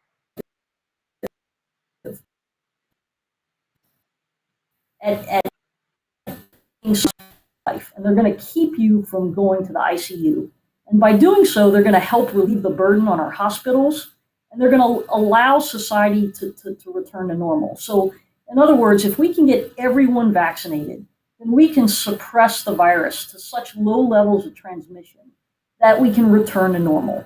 And until we do that, we're still going to have to wear masks and social distance, and we're not going to be able to have Mardi Gras, and we're not going to be able to have Jazz Fest, and we're not going to be able to go to Saints games. And so I really want to encourage, the New Orleans community, the Louisiana community, and those that might be watching us from a distance, to really consider getting these vaccines. These are highly, highly efficacious vaccines. They're going to save your life. They're going to help us get back to normal. And, there's a lot of misinformation that's being spread about these vaccines. Let me just briefly mention that these vaccines, they were tested very rigorously in clinical trials. And so they go through a series of clinical trials, phase 1 through phase 3, that enrolls tens of thousands of individuals. And we were able to conduct these clinical trials very quickly for these vaccines for a number of reasons. First of all, we had people willing to volunteer to get the vaccine and to enroll in the clinical trial. We also had very high case rates of COVID, as you know, and so we were able to assess the efficacy of these vaccines very quickly while monitoring safety. And we were also able to mitigate the financial risk for the companies that were conducting these vaccines. And so typically, companies will hold off manufacturing their vaccine until they're absolutely certain their vaccine is effective. And so, the federal governments and other agencies helped mitigate the financial risk and said, no, go ahead and start manufacturing your vaccine now while the clinical trials are underway, and we'll help you with those costs. And so that's one of the reasons these vaccines went so fast as opposed to traditional vaccines. It's not that safety corners were being cut. And so these vaccines, were very, they were monitored for safety. They were assessed for safety in tens of thousands of individuals, which is what's typically done for any vaccine or drug in clinical trials. And now what you're hearing about are these very rare adverse events. And so the Johnson & Johnson vaccine, for example, that was paused by the FDA out of an ounce of caution. We're perhaps 6 cases in more than 6 million doses of the vaccine that's been given. So we're talking about 1 case per 1 million doses. An extremely rare side effect that the clinical trials, like normally, which because the clinical trials don't enroll millions of individuals. And so this is an assurance, hopefully, to the community that this post-monitoring of safety and side effects is in place, and it is being conducted. And hopefully, the FDA will come back with a recommendation to mitigate those risks, whether that be helping our clinicians know how to recognize it and treat it, or whether that be, perhaps limiting that vaccine to a particular population of individuals, or saying, look, the risks of the virus far, far outweigh the risks of this vaccine, and we still want the general population to get vaccinated with this vaccine. And so hopefully I can address any other concerns that you might have about safety, but I'll stop there. Yeah, thank you so much, Dr. Marisi. One of the questions that I hear every day is, which vaccine should I get and why? And so if you could just sort of answer the differences between the Pfizer, the Moderna, the Johnson & Johnson, and sort of provide a brief overview between the differences, because I can't say there isn't a patient I don't see or someone I run into on the street that asks about the differences and which one to get. So if you could just address that quickly, that'd be great. Sure. So, my answer has always been get whichever vaccine is available to you. And it's still my answer, because right now the Johnson & Johnson is paused temporarily. And so, the Moderna and Pfizer vaccines are available. And these are very efficacious, very safe vaccines. I would highly recommend you get those vaccines if they're available to you. And then if the FDA, comes out and recommends, the Johnson & Johnson vaccine for the general population, again, I would highly recommend that you trust those experts, that the risks of the vaccine are minuscule compared to the risks of the virus. And in terms of the differences, the Pfizer and Moderna vaccines are what are called messenger RNA platforms. And that's a fancy term, but to try to simplify it for non-science folks, our bodies contain messenger RNA. Our cells are loaded with messenger RNA. And so this vaccine is messenger RNA that was made in the laboratory to our cells, and then our cells recognize that, and they read the messenger RNA. It's basically a set of instructions to our cells to make this protein of the virus. And so our cells see that, and they make that protein, and they present it on the surface of our cells so that we can mount an immune response to that protein. And that protein is a part of the coronavirus that we think if we neutralize that protein, we can protect ourselves from infection. And that seems to be working very, very well. And that's how the messenger RNA platforms work. And it's a 2-dose series. And so the Pfizer vaccine is given the first dose, and then the second dose is given 3 weeks later. And the Moderna is the second dose is given 4 weeks later. And typically about 2 weeks after the second dose, you were fully protected in terms of severe disease and hospitalization and death. And as I mentioned, there's a 94 to 95% reduction in mild to moderate disease with those vaccines. And so really, really effective in terms of not only preventing the severe disease, but also just preventing you from getting a sort of a common cold infected with the virus. And so that's going to help, hopefully stop the spread of the virus among the community. And then the Johnson & Johnson vaccine is similar to the AstraZeneca vaccine, which is based on an adenovirus. And the adenovirus is a virus that usually typically causes a common cold, and it's been modified in such a way that it is basically incapable of causing disease in our bodies. And so the blood clots that you're hearing about don't have anything to do with that virus actually infecting our cells and replicating and causing disease, because it's incapable of doing that. And so what that adenovirus does is it delivers the instructions to our cells, much like the messenger RNA does, and teaches our cells how to make the protein for the coronavirus so that we can mount an immune response to that protein. And then if we're ever exposed to the virus, we're protected because we have a pre-existing immune response. And that Johnson & Johnson vaccine is a 1-dose vaccine, which is really great because people don't have to go back for a second dose. And you typically have, maximum immunity 3 to 4 weeks after getting that vaccine. And so, again, all of these vaccines are going to be very helpful in combating this virus, saving lives, getting us to what's known as herd immunity, where the majority of the population is protected. And it's really important, a lot of people think that natural immunity will get us there. We're not so certain of that. The immune response and the disease manifestations in the general population upon COVID infection is highly variable and highly diverse. And so we don't really know how the immune response functions in terms of natural immunity to the virus. We don't know how long you're protected. We don't know what parts of the immune system are responsible for that protection. So there's a lot of unknowns with natural immunity. In contrast, the immunity induced by the vaccines has been rigorously studied. We know it's really robust and it's really consistent across everyone that it's been studied in. And so it's really recommended that you get the vaccine. And we know at this point it protects you for at least 6 months and hopefully longer. Thank you so much, Dr. Marisi. To go back to Dr. Sierra Hoffman and Dr. Hand, what has been the impact of vaccination efforts at your hospitals, and how have your hospitals taken on these COVID vaccination efforts? And specifically, I'd like to know also in reference to sort of the Hispanic Latinx communities as well. Dr. Sierra Hoffman? Listen, one thing is bench research and then clinical in vivo on-site results. There is absolutely no doubt in my mind. 100% sure that the rates have fallen here locally because of the vaccination that has taken over.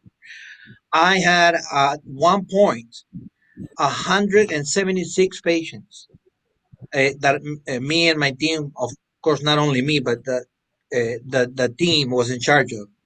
And last week, Monday, I woke up only having 2 COVID patients.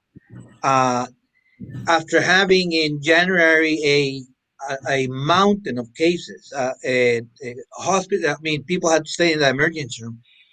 There is no doubt in my mind that vaccination is the solution to this. And like Dr. Medici was saying, I tell people that they ask me every day, 10 people a day or more, which one? I tell them the one you have in front of you.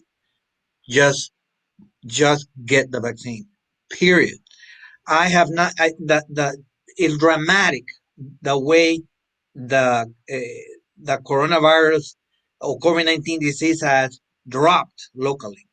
I can testify to that because I've been dealing with this for a year, and this has been the all-time low in 1 year.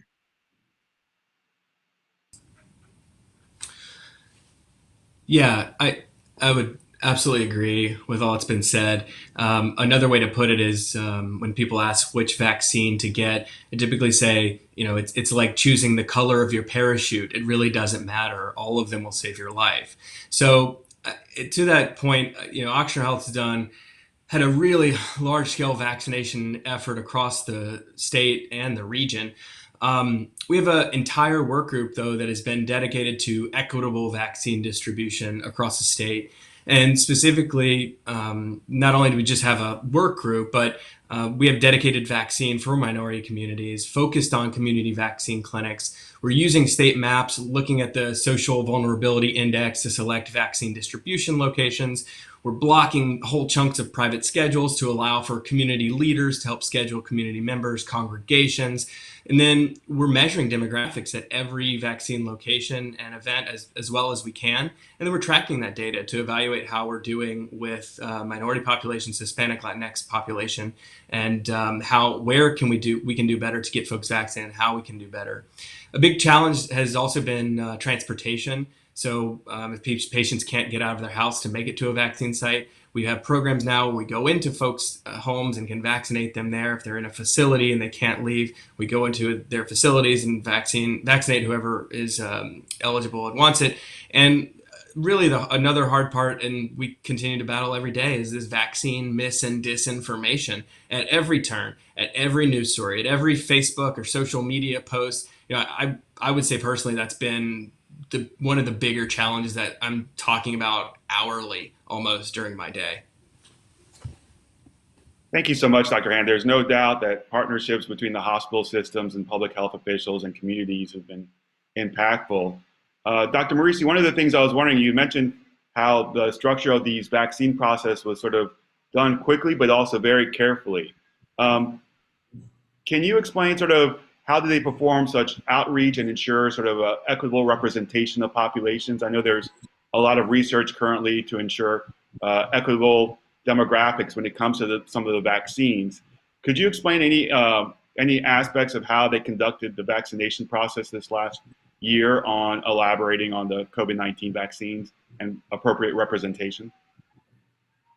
Yeah, sure. Terrific question, and certainly very important. And I was very pleased to see that the companies, that the United States is using were very good about enrolling, a diverse population. And so if we look at, for example, the clinical trials conducted by Pfizer and Johnson & Johnson, what you'll see is that, they studied the safety and efficacy of their vaccines. In the phase 3 trials, there were more than 40,000 individuals enrolled in these trials, and they looked at, safety and efficacy across age groups, across genders, across race and ethnicity. They conducted their studies in different geographical locations. So, for example, if we look at the Johnson & Johnson, they looked at their vaccine. They studied it in individuals in different countries like Colombia, Argentina, Peru, Chile, Mexico. The percentage of Hispanic and Latino individuals that were enrolled in their study was 45%, which is a very high percentage.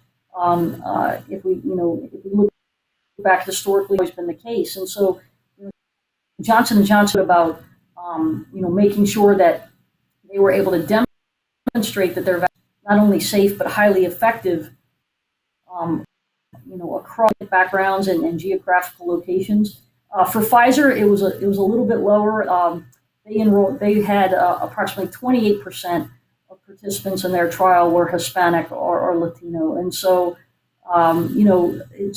it's really great to see, and it provides reassurance to the community that these vaccines won't just work in one particular population of individuals, but that these vaccines are highly safe and effective in all groups. Thank you so much, Dr. Marisi. Dr. Sarah Hoffman, at your hospital system, and you mentioned the importance of vaccinations.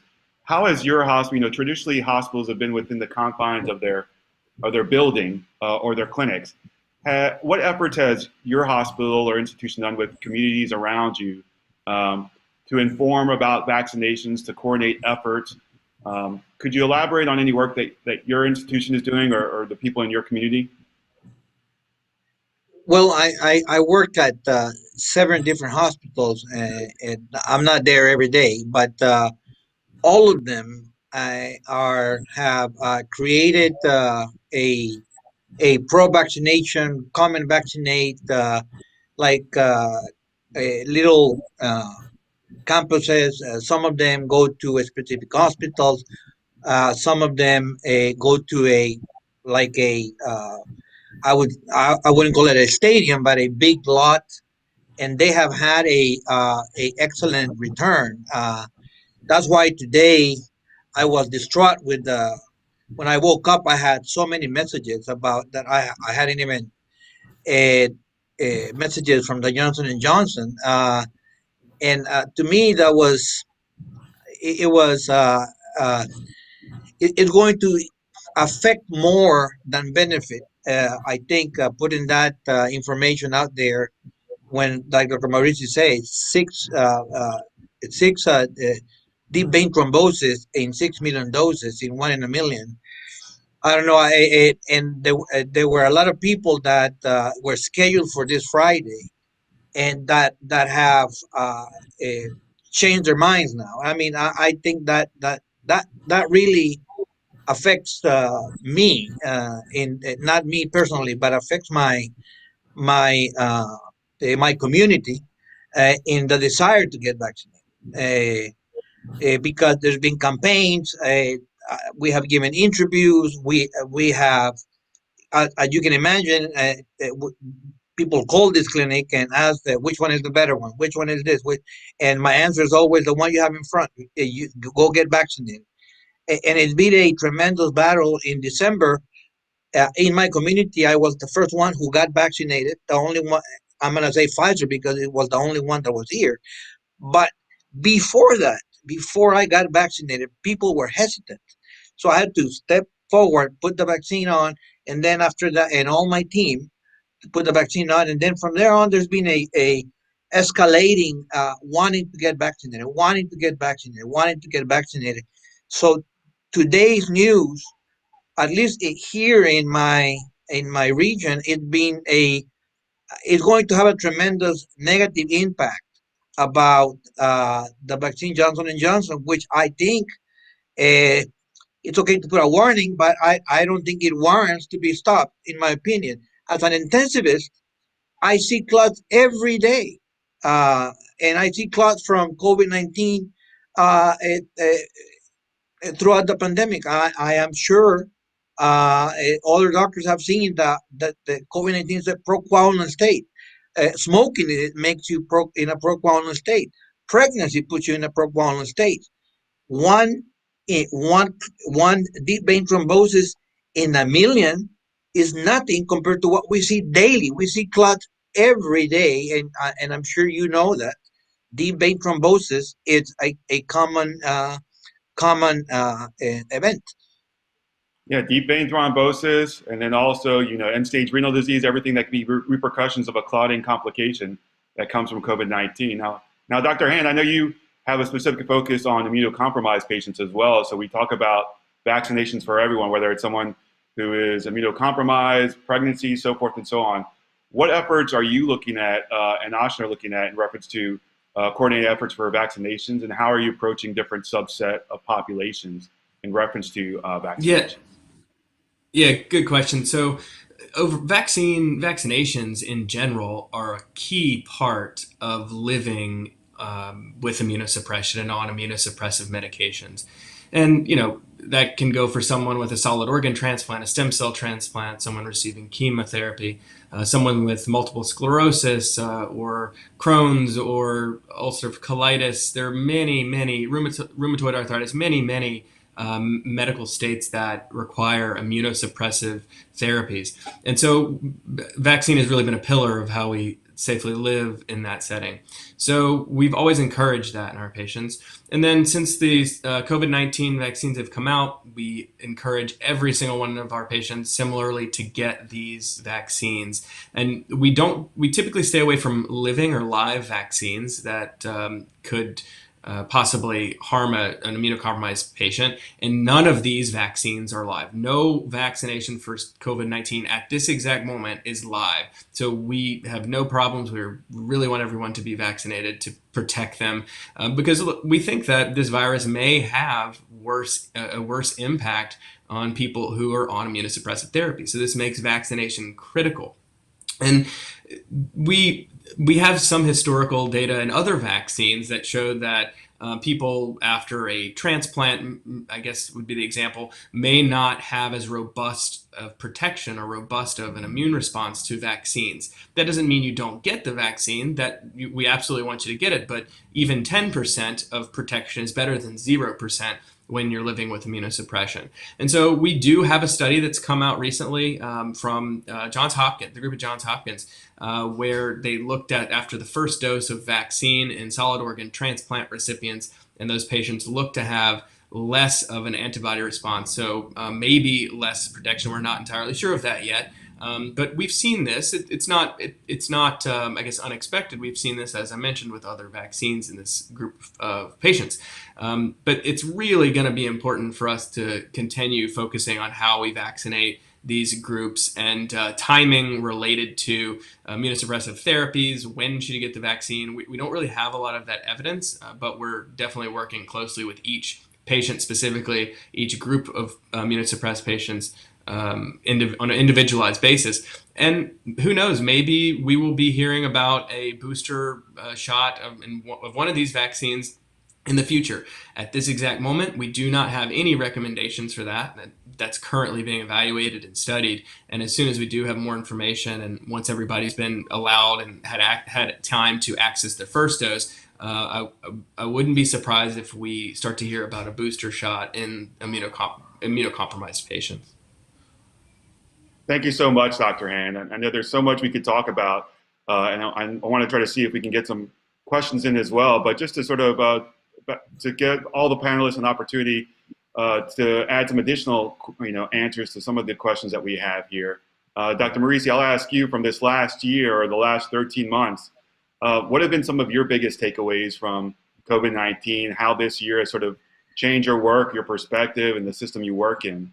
And any thoughts that you have in reference to some of the bigger takeaways that you've taken from over the last 13 months that we've been dealing in this new COVID-19 world? Yeah, so the emphasis of my involvement has been obviously the vaccine component, and I think one of the things that I've really been sort of immersed in is how much, and Dr. Hand talked about this a little bit, is how much social media has influenced public perception of vaccination, and this is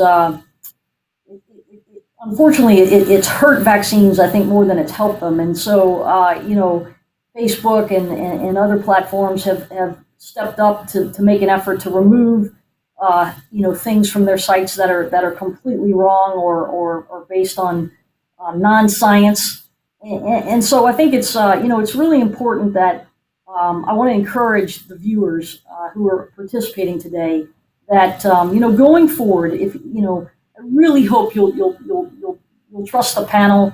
that you tuned into today, and that you'll go and get vaccinated, and that you'll encourage your loved ones to get vaccinated. And if you have any concerns whatsoever about any of these vaccines or any of your own personal conditions that you might have, talk with your healthcare provider or talk with perhaps your faith-based organizations who can also help you with your decision. These vaccines are going to save lives. They're very effective, and there's too much misinformation and myth that's being spread on social media that is scaring people and that is spreading non-truth. So again, I encourage you to go to someone that you trust, someone that can give you the facts on the vaccine and answer your questions about it. And that's all I'd like to say. Thank you so much, Dr. Marisi. Dr. Sierra Hoffman, takeaways from the last 13 months? I know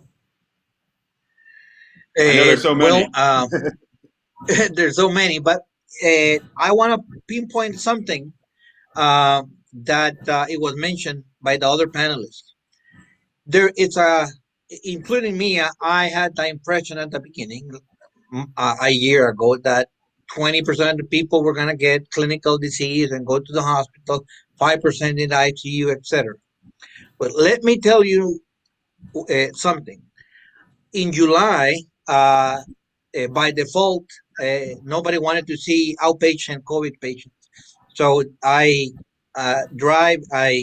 in charge of a COVID clinic dedicated to COVID only, either pre or post or during, etc. And I am amazed at the amount of people that didn't get hospitalized, that months later I'm talking about athletes, okay? I'm not talking about 90 years old. I'm talking about athletic individuals who have this amazing fatigue syndrome, inability to remember the names of their kids. I have examples of some of any flavor you want. So the fact that you're healthy and 40 and you're not going to get anything, you might not go to the ICU, but if you get that infection, you may pay the bill later by having this extreme polyneuropathy, confusion, memory loss that I'm seeing in people that didn't get the severe disease. So the best thing that can happen is for you not to get the infection at all and get vaccinated. I give faith to that there is a post-COVID, even in the people that didn't get the critical part of the disease. I'm seeing it daily. Thank you so much, Dr. Sierra Hoffman. And Dr. Han, any big I know there's so many takeaways from the work that you do, but any some of the highlights from or impact takeaways that you have over the last 13 months? Yeah, like you said, there's so many. But I think on a kind of big scale, COVID's definitely, I think, brought healthcare disparities to the forefront of healthcare in the country, and really shown us how important it is for healthcare systems to focus on solving these problems in really systemic ways. I think then on an even bigger scale, globally, we've seen just how entire economies have been directly tied to public health. And so the importance of public health. I think this pandemic has re-demonstrated how interconnected we all are. I think that this really makes it more important for us to do the right thing, get vaccinated, follow public health advice, and really try to follow science and to the best of our ability here. Thank you so much, Dr. Han. I was going to see if we have any questions that have come in through the Q&A. Currently don't see any at this time. But as those come in, I'd love to get just some closing statements from all of you, just to sort of summarize some thoughts about where we are. So Dr. Marisi?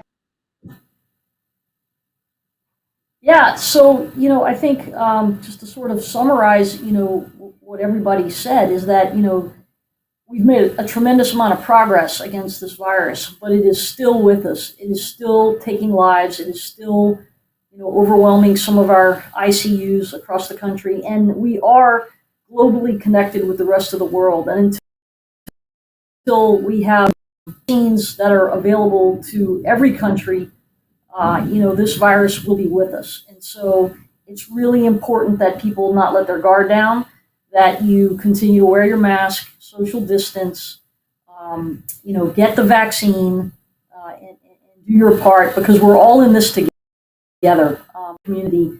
And, we can do this. We've survived greater plagues than this one. And I have faith that we'll get past this one as well. But it's not time to let our guard down just yet. Thank you so much, Dr. Marisi. Dr. Sierra Hoffman? Well, I have to say in similar words. The one thing I have to say that this is a pandemic, and we have cooperated. Countries have cooperated with each other, and I think when it comes to the distribution of vaccines, there is a tremendous inequality. Just an example, the country I was born, Honduras. I mean, the government and the private enterprise are trying to buy vaccines, and nobody's paying attention.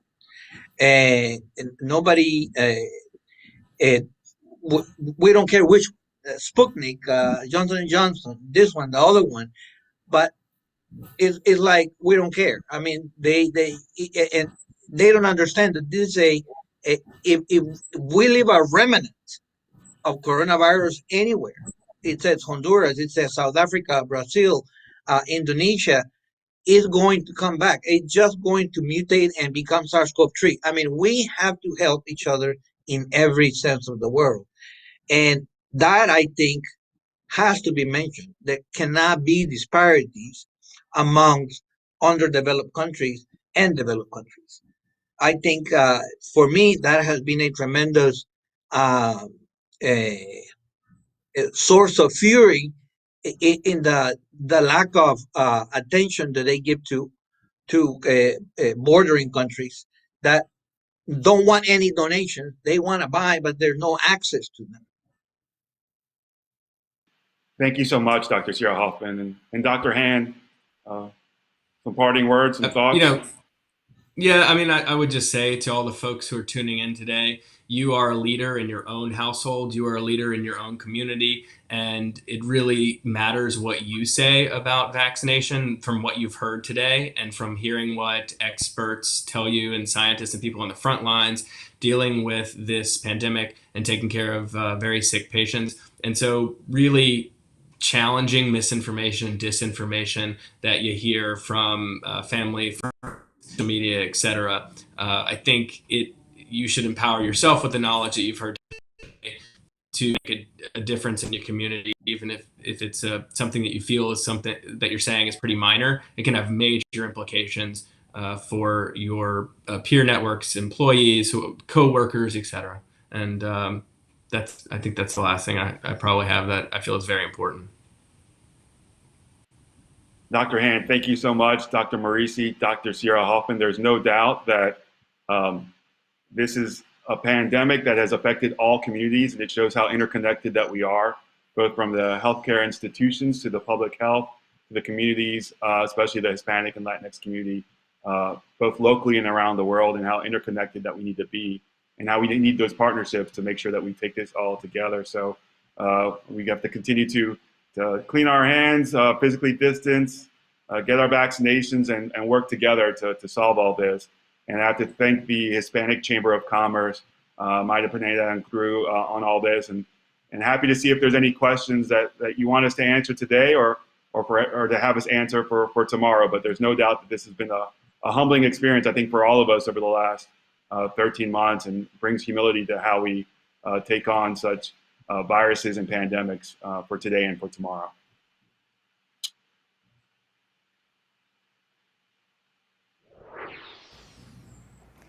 Thank you, Dr. Gershanik. We don't have any questions at the moment, but it was such an informative session.